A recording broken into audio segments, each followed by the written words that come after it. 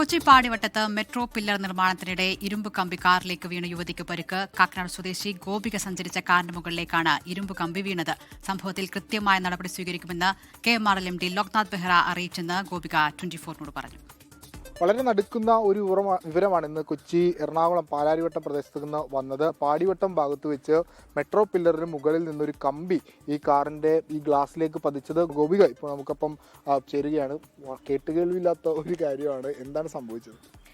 കഴിഞ്ഞ മെയ് 19 രാത്രിയാണ് ഈ സംഭവം നടക്കുന്നത്. ഒരു 10 മണി സമയമായി ഉണ്ടാവും. മെട്രോയുടെ മേലെ നിന്ന് ഒരു ഇരുമ്പ് റോഡ് നമ്മുടെ കാറിൻ്റെ വിൻഷീൽഡ് തുളച്ച് കയറായിരുന്നു. അപ്പം എൻ്റെ കൈയുടെ അവിടെ ഒരു ചതവും തൊടയുടെ അവിടെ ഒരു മുറിവുണ്ട്. പെട്ടെന്ന് പാനിക്കായി ഉണ്ടായിരുന്നു. അങ്ങനെ ഒരു സിറ്റുവേഷൻ വന്നപ്പോൾ എന്താ മേലെ നിന്ന് വന്നേന്ന് അറിയണ്ടായിരുന്നില്ല. നമ്മൾ ഇറങ്ങി നോക്കിയപ്പോൾ മേലെ ഒരാൾ നിൽക്കണം കണ്ടായിരുന്നു. കൺസ്ട്രക്ഷൻ ഇടയിൽ സംഭവിച്ച കാര്യമാണ്. ഈ പോലീസിൽ കംപ്ലൈന്റ് കൊടുത്തോ? എന്താണ്? നമ്മൾ അന്ന് തന്നെ പോലീസ് സ്റ്റേഷനിൽ കംപ്ലൈന്റ് ഫയൽ ചെയ്തിട്ടുണ്ടായിരുന്നു. അതിനുശേഷം പോലീസ് അവിടുത്തെ കൺസ്ട്രക്ഷനിലെ ആൾക്കാരെ കോൺടാക്ട് ചെയ്ത് അവരും നമ്മുടെ അടുത്ത് സംസാരിച്ചിട്ടുണ്ടായിരുന്നു. മെട്രോ അധികൃതർ ആരെങ്കിലും ബന്ധപ്പെട്ടിരുന്നോ?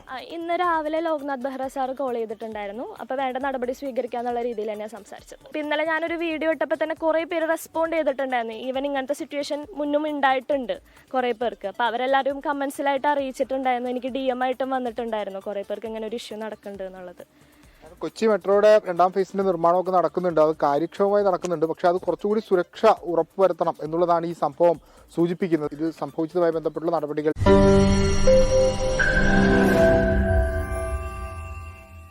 ലോകത്തെവിടെയായാലും ഏത് സമയത്തും 24 വാർത്തകളും ഓഗ്മെന്റഡ് റിയാലിറ്റി പാക്കേജുകളും എക്സ്പ്ലെയിനറുകളും വിശദമായി കാണാൻ ഞങ്ങളുടെ YouTube ചാനൽ നിങ്ങൾക്ക് സബ്സ്ക്രൈബ് ചെയ്യാം.